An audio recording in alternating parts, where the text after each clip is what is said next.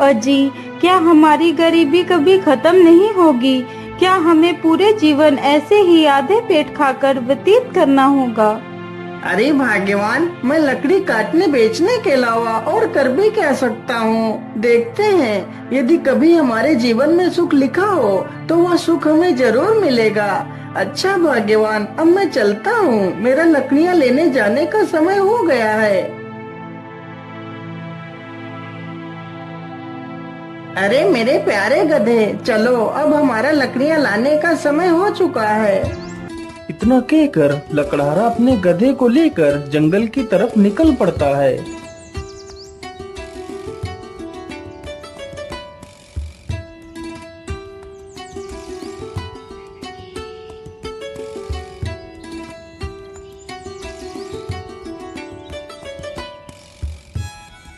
मेरे हिसाब से यही पेड़ ठीक रहेगा, चलो इसे ही काट लेता हूँ।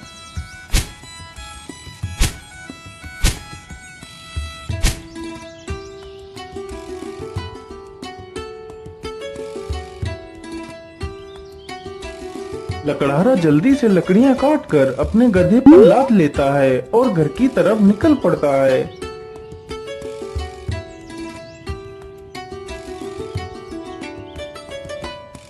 पानी, पानी, पानी, मेरी सहायता करो। अरे ये किसकी आवाज है? मुझे लगता है कोई तकलीफ में है, चलो चलकर देखता हूँ।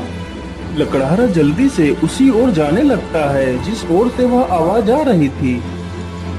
पानी, पानी, पानी, मेरी सहायता करो। अरे ये क्या? ये तो एक तोता है, लेकिन यह तो पूरी तरह जख्मी हो चुका है। मैं ऐसा करता हूँ, इसे भी अपने साथ ही ले चलता हूँ। लकड़हारा जल्दी से उस तोते को उठा लेता है और उसे भी अपने साथ ले जाता है।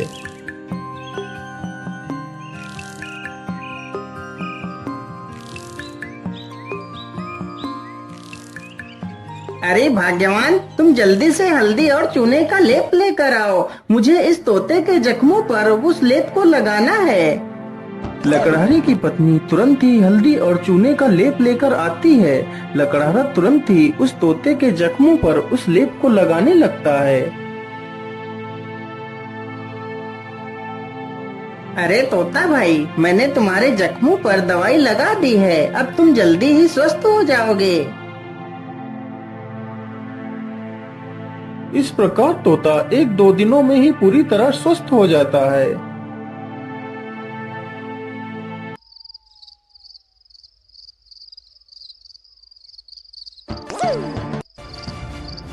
चलो आज तो इसी झोपड़ी में ही चोरी कर लेता हूँ। हो सकता है इस झोपड़ी में ही मुझे कुछ काम की चीज मिल जाए।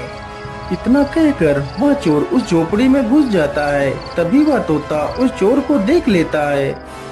अरे मालिक, जल्दी से उठिए, देखिए चोर आ गया। अरे मालिक, जल्दी उठो। अरे मालिक, जल्दी से उठिए, देखिए चोर आ गया। अरे मालिक, जल्दी उठो। अरे वाह, यह तोता तो बोलता भी है, तो क्यों ना मैं इसी तोते को ही पकड़ ले जाता हूँ। बाजार में तो इसकी कीमत अच्छी मिलेगी, और तो कुछ इस झोपड़ी में दिख भी नहीं रहा है। इतना सोचकर चोर तुरंत ही तोते का पिंजरा उठाता है और वहाँ से भाग जाता है।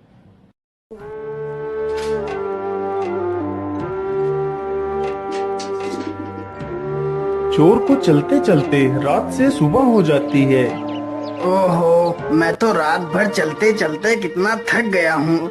चलो ऐसा करता हूँ, थोड़ा इसी पेड़ के नीचे आराम कर लेता हूँ, फिर सोचूंगा इस तोते का क्या करना है। इतना सोचकर चोर उसी पेड़ के नीचे लेटकर सो जाता है। तभी वहाँ से एक राजा अपने घोड़े पर सवार होकर निकलता है।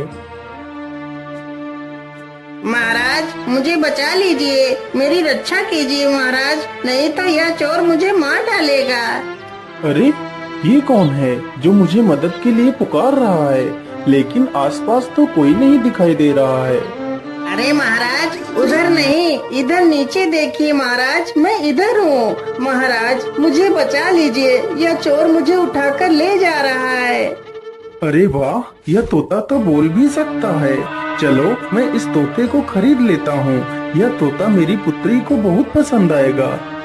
अरे ओ चोर, चल अब उठ जा। और कितना सोएगा तू?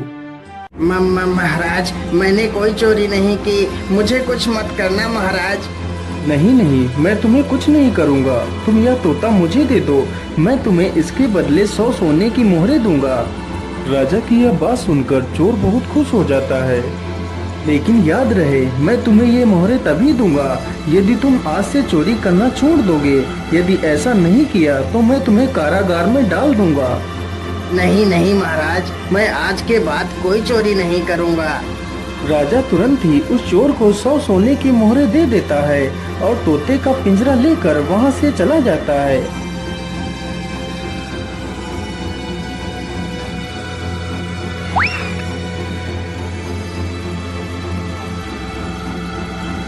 अरे राजकुमारी, तुम कहाँ हो? देखो मैं तुम्हारे लिए क्या लेकर आया हूँ। अरे पिताजी, यह तोता तो कितना सुंदर है। हाँ पुत्री, यह कोई ऐसा वैसा तोता नहीं है। यह तोता इंसानी भाषा को बोल और समझ सकता है। फिर तो यह एक अद्भुत तोता है। पिताजी, आज से मैं इस तोते को अपने साथ ही रखूंगी।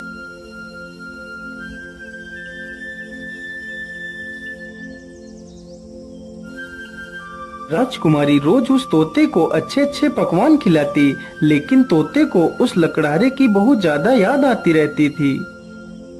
अरे मेरे प्यारे तोते, मैं तुम्हें कुछ भी खिलाती हूँ, तुम उसे सही ढंग से क्यों नहीं खाते हो?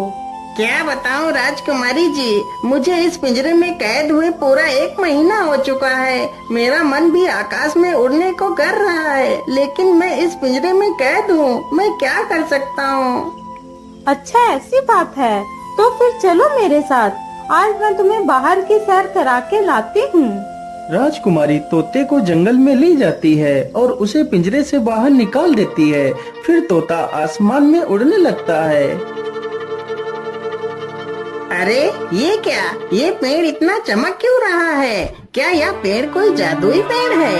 अरे राजकुमारी जी, उधर देखिए, यह पेड़ इतना चमक क्यों रहा है? क्या यह कोई जादुई पेड़ है? अरे हाँ, मुझे तो लगता है यह कोई जादुई पेड़ ही है। चलो इसके पास चलते हैं। राजकुमारी तथा वह तोता दोनों उस वृक्ष के पास जाते हैं। राजकुमारी जैसे ही उस वृक्ष को स्पर्श करती है, तभी वह उस वृक्ष में समा जाती है। यह देखकर तोता हैरान हो जाता है। अरे राम राम राम, ये क्या हुआ? राजकुमारी तो पेड़ के अंदर चली गई। मुझे जल्दी से यह खबर राजा को देनी होगी।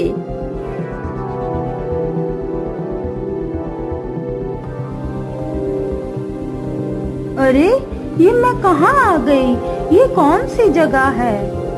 तभी एक बड़ा सा बाज राजकुमारी के सामने आकर खड़ा हो जाता है। अरे यह बाज तो कितना विशाल है।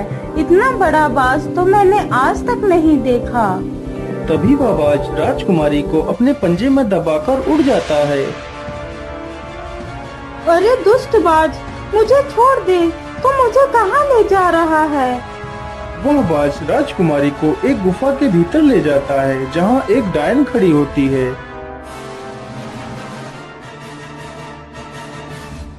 अरे कौन है आप और मुझे इस प्रकार यहाँ क्यों लाया गया है? मुझे छोड़ दो, मुझे वापस जाने दो। चली जाना, चली जाना, इतनी जल्दी किस बात की है? तुम इस समय पाताल लोक में हो, यहाँ से निकलना इतना आसान नहीं है। तुम यहाँ से तभी बाहर जा सकती हो जब मैं चाहूँगी।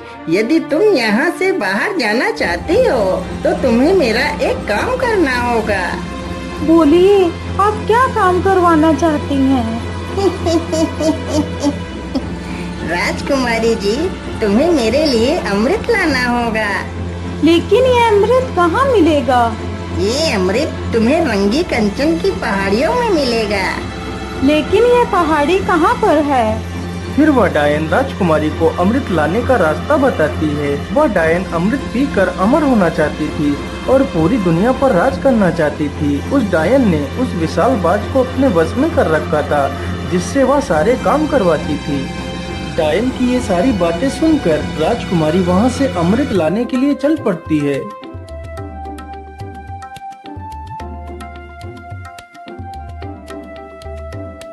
राजकुमारी अमृत ढूंढते ढूंढते उन्हीं पहाड़ियों पर पहुंच जाती है जहां पर अमृत था। मुझे लगता है इसी गुफा में ही अमृत होगा। चलो इसके अंदर चलती हूँ। राजकुमारी जैसे ही गुफा के अंदर प्रवेश करने की कोशिश करती है, तभी एक जहरीला सर्प राजकुमारी को डस लेता है और राजकुमारी की वहीं पर मृत्यु हो जाती है।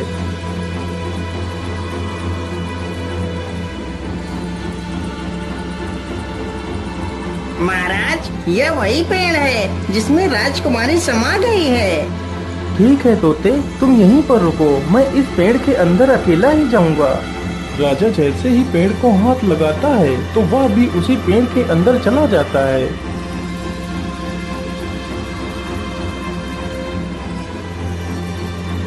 तभी वही बाज फिर से आता है और राजा को भी उठाकर उसी डायन के पास ले जाता है।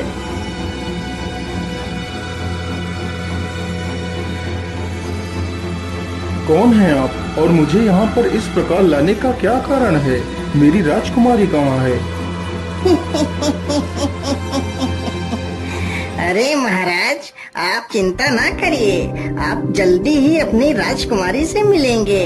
उससे पहले आपको मेरा एक काम करना होगा।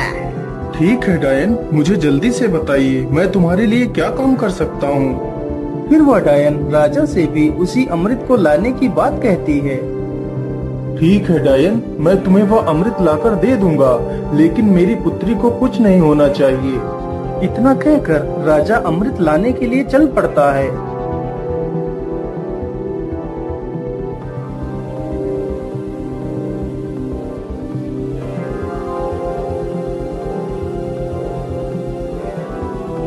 राजा चलते चलते उसी गुफा के पास पहुंच जाता है जहां पर उसकी पुत्री की लाश पड़ी हुई थी। अरे ये क्या, ये तो राजकुमारी पड़ी है, लेकिन मेरी पुत्री को क्या हुआ? हे भगवान, मेरी पुत्री को तो किसी जहरीले सर्प ने डस लिया है। इसका मतलब उस दुष्ट डायन ने मेरी पुत्री से भी वो अमृत लाने को कहा होगा। अब मैं उस डायन को जिंदा नहीं छोड़ूंगा। मुझे लगता है इस गुफा में कोई जहरीला सर्प भी है, मुझे ध्यान से आगे बढ़ना होगा। इतना कहकर राजा राजकुमारी को वहीं पर छोड़कर आगे बढ़ता है। तुम्हारी हिम्मत कैसे हुई इस गुफा में आने की? मैं तुम्हें जिंदा नहीं छोड़ूंगा।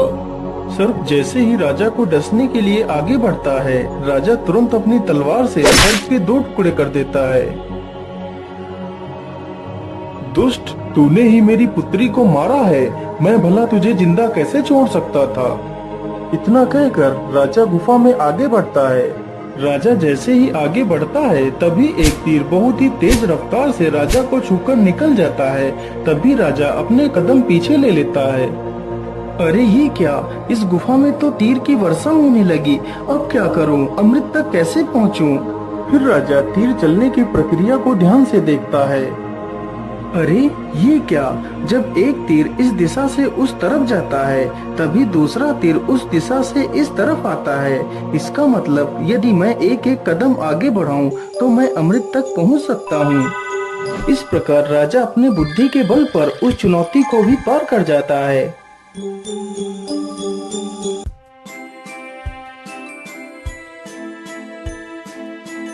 अरे वो रहा अमृत, चलो जल्दी से अमृत को ले लेता हूँ।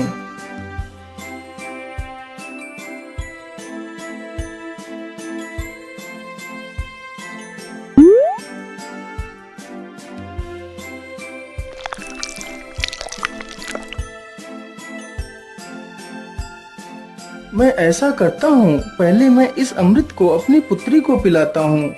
ये सोचकर राजा अपनी पुत्री को अमृत पिलाता है। अमृत पीते ही उसकी पुत्री जीवित हो जाती है।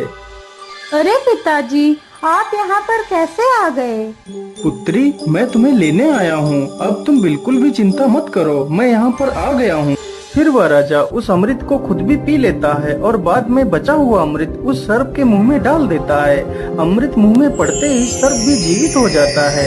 फिर वह राजा उस सर्प को अपनी पूरी कहानी सुनाता है। मैंने तुम्हें इसलिए जीवित किया है ताकि तुम फिर से इस अमृत की रक्षा करो। महाराज, मैंने आपको पहचानने में भूल कर दी, मुझे क्षमा कर दीजिए महाराज। अरे नहीं नहीं सर्पदेव, इसमें तुम्हारी कोई गलती नहीं है, या तो तुम्हारा फर्ज था। अच्छा, अब मैं चलता हूँ।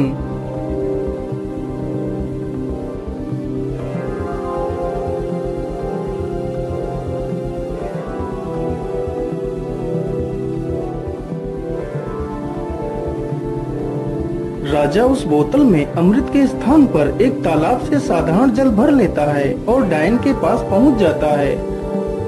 ये लीजिए डायन, मैं तुम्हारे लिए अमृत लेकर आ गया हूँ। अब मुझे बाहर जाने का रास्ता बता दीजिए। अरे वाह राजा, तुम तो कितने बहादुर हो। यह अमृत आज तक कोई नहीं ला सका। जो भी गया वह लौट कर नहीं आया और तुम तो अमृत लेकर आ गए। चलो चलो, जल्दी से मुझे यह अमृत दे दो। राजा तुरंत ही उस डायन को वह पानी से भरी हुई बोतल दे देता है। डायन तुरंत ही उस पानी को अमृत समझकर पी जाती है। हे डायन, मैंने आपके कहे अनुसार आपको अमृत लाकर दे दिया। अब मुझे बाहर जाने का मार्ग बता दीजिए। इतनी भी जल्दी क्या है? अब मैं अमर हो चुकी हूँ।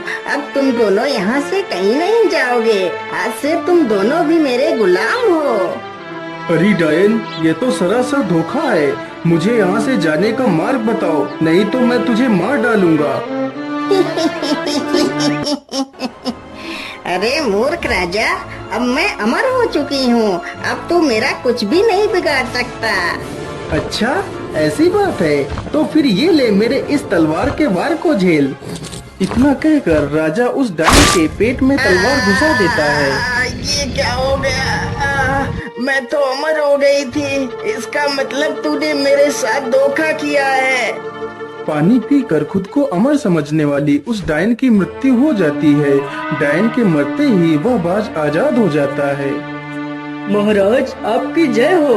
आप तो बहुत वीर और बुद्धिमान हैं। आपका बहुत बहुत धन्यवाद महाराज, जो आपने मुझे इस डायन की गुलामी से आजाद करा दिया। हे बाज, क्या तुम यहाँ से बाहर निकलने का रास्ता जानते हो? जी महाराज, आप दोनों हमारी पीठ पर बैठ जाइए, मैं अभी आपको बाहर ले चलता हूँ। दोनों ही बाज की पीठ पर बैठ लेते हैं और बाज उन दोनों को लेकर एक दरवाजे के पास जाता है। महाराज, इसी दरवाजे के बाहर आपकी दुनिया है, यहीं से आप बाहर जा सकते हो महाराज। राजा तथा राजकुमारी दोनों बाज का धन्यवाद करते हैं और उस दरवाजे से बाहर चले जाते हैं।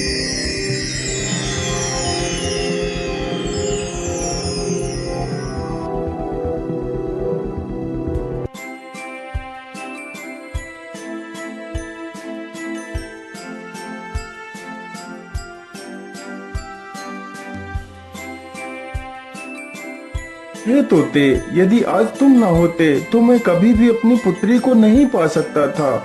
इसलिए मैं तुमसे बहुत प्रसन्न हूँ। आज तुम मुझसे कुछ भी मांग सकते हो। महाराज, यदि आप मुझे कुछ देना ही चाहते हैं तो मुझे 1000 सोने की मोहरें देकर आजाद कर दीजिए। राजा ने ऐसा ही किया। तोते को 1000 स्वर्ण मुद्राएं देकर उसे विदा कर दिया। तोता वहाँ से उड़कर सीधा उसी लकड़हारे के पास पहुँच जाता है। मालिक, देखिए मैं आ गया और आपके लिए कुछ उपहार भी लेकर आया हूँ। लकड़हारा जैसे ही उस पोटली को खोलकर देखता है तो उसमें ढेर सारे सोने के सिक्के देखकर वह बहुत खुश हो जाता है और फिर वे तीनों मिलकर खुशी खुशी अपना जीवन व्यतीत करने लगते हैं।